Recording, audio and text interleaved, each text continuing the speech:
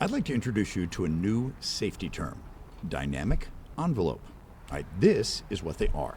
And according to Chris Carson with FDOT, they're going to make your drive across these tracks safer. It's situations like this. See that truck stopped on the tracks? The state is painting a series of white X's on either side of the rail crossing.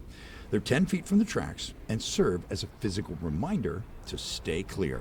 You wouldn't think something as simple as an X painted on the road would have a significant impact. But these marks were put on the rail crossings in South Florida.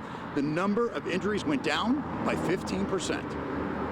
And the whole idea is to let people know this is the danger zone. This is how much clearance is needed for a train to safely pass. So don't get near the white painted X's or the dynamic envelopes. A train needs this entire space to safely cross the road. And even if part of your car is in this zone, you put yourself, your car, and anyone nearby in danger. When the crossing gates are down, we have a physical barrier to keep us clear. The dynamic envelope is there as a constant reminder.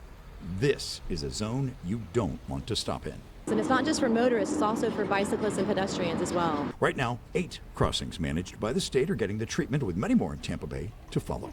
In Largo, Chuck Henson, Spectrum, Bay News 9.